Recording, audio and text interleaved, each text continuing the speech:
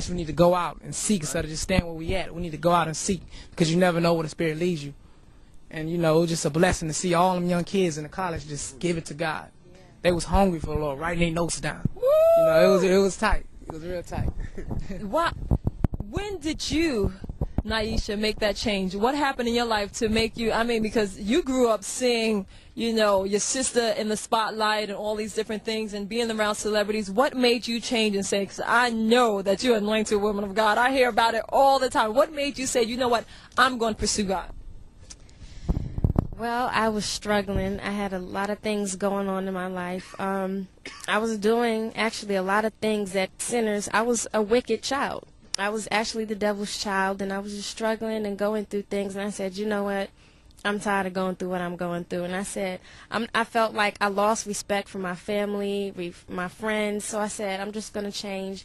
I got to change and just turn around and give my life up. Because there's been a couple of times when I said that, but I would just go and turn around and do the same thing. So I said, this time I'm serious. I mean it. And I'm just going to go ahead and give my life to God and be for real about it. And when I did it, it was awesome. It was just great. It was just a wonderful feeling, and my life changed. I got so much respect, and everybody sees my spirit, and it's just a wonderful feeling. So now you're going into, like, once again, you talked about Marlon. Do you find the enemy, and I know he's going to come after you. He's going to come after you, with a sledgehammer, the kitchen sink, the whole thing. What are you instilling within your spirit now that's going to keep you on a solid foundation when the enemy comes against you like a flood? I got to rebuke him. Ooh, don't start. You make me want to jump up out of this seat. Rebuke the enemy and he will flee from you. Yep. Come on now. Come on. So, God, you see, that just set my spirit up right there, because when I'm always ready to rebuke the enemy. So what would you say out there to the young girls that are looking up to you and saying, I want to get out there in the industry? Because I know so many people, for instance, when I left college and everyone says, okay, we want to do this for you, we want you to take this off. That's just a trick of the enemy. And back to what you were saying, people feel that they need to be sexy, they got to take off all these clothes.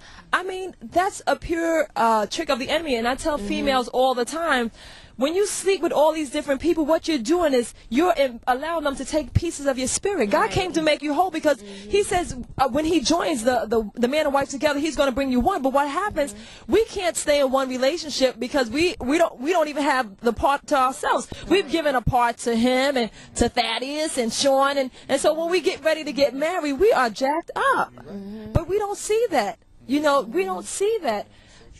Tell me about it, Pastor, Bishop. Tell me about some of the things that you've been dealing with as a young man trying to call on the name of God. Well, I think the biggest thing for me is it's just been being set apart. Being set apart is not an easy thing, even dealing with the fleshly nature of man. God is faithful. That's all I can say is God is faithful, because God has instilled in me so much, and a lot of people see it, and I tell you this, it's like the majority of the times we don't see it, right? Because we're on the inside looking out, and we don't see what God has planted within us. It's like I was listening to a minister share, and he was saying that when you plant a seed in the field, you don't see the growth right away, but if you come back a few months later, you see the growth. Right. And so the thing is, as a Christian, I found that it's something you do daily. Paul said, I die daily. Yes. I die daily to the fleshly desires. I die daily. I crucify this flesh daily. And I think the thing is, for us as Christians now, is not being carnal-minded. Because there are a lot of people I know that wear the label. I wore the label as Christian. Right. I was the Christian that wasn't as bad as a lot of the stuff I saw. But God was like, how can you even measure your life by another sinner? Amen. He was like, when the standard has been lifted up here, how can you say that this is your standard? And I think the times that we come before the Lord and humble ourselves, we have to be ready to receive the correction. That's right. And as children of God, if we claim that I gave my life to you, you gave up everything you are. Right. Because your life, if you don't have a life, you're dead. And if you're dead, you can't breathe, you can't eat, you can't go to work, you can't sleep, you can't do the things that you do to function. So when you give up your life, you say, Lord, I give everything that I am to you.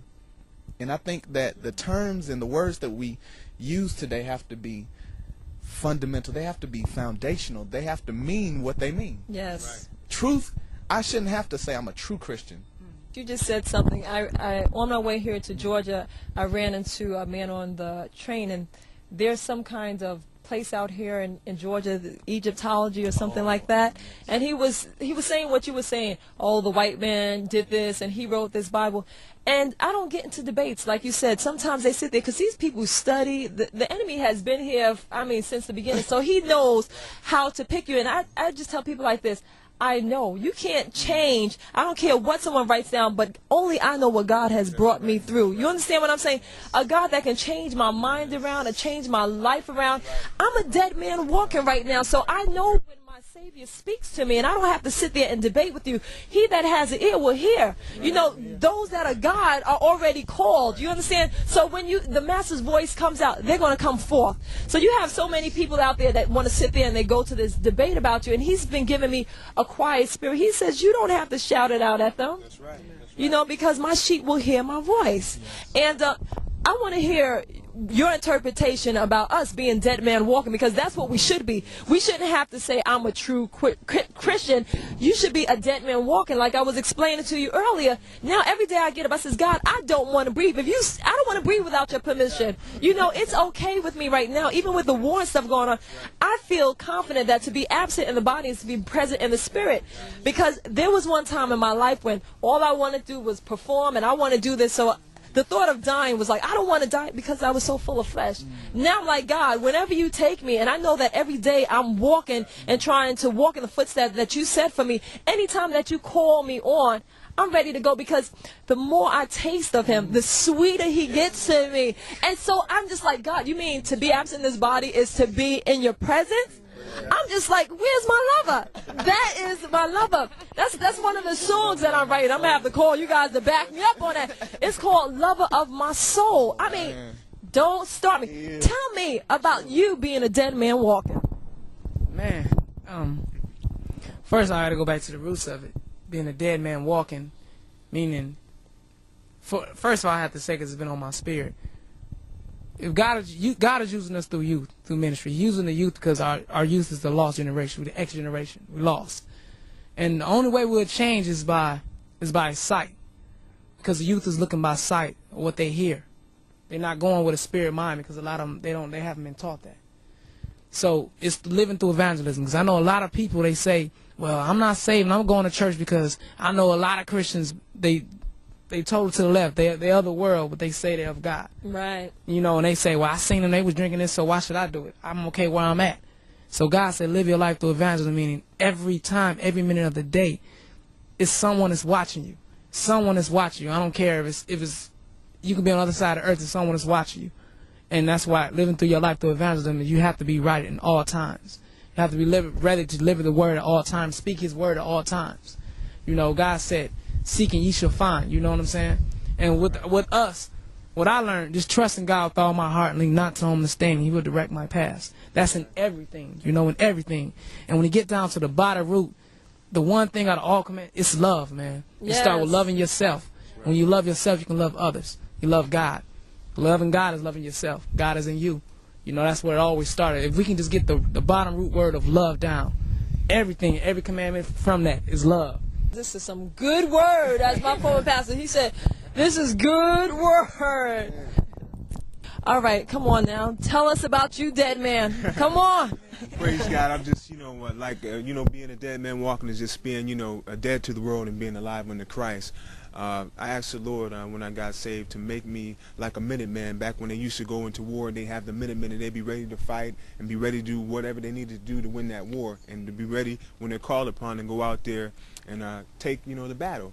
And that's what I wanted the Lord to make me, and that's what he's making me into, that is to be a Minuteman. When somebody say, I need somebody to pray for me, I need somebody to stand in the gap for me, I'm there, you know what I'm saying? I'm there praying and standing in the gap for those, that need help. Whenever, somebody needs help, through fasting and praying, that is how my spirit is being uplifted, and that's how I've been able to stay grounded and stand in Christ, because myself, I think that, and I'm not ashamed to say, you know, that when I first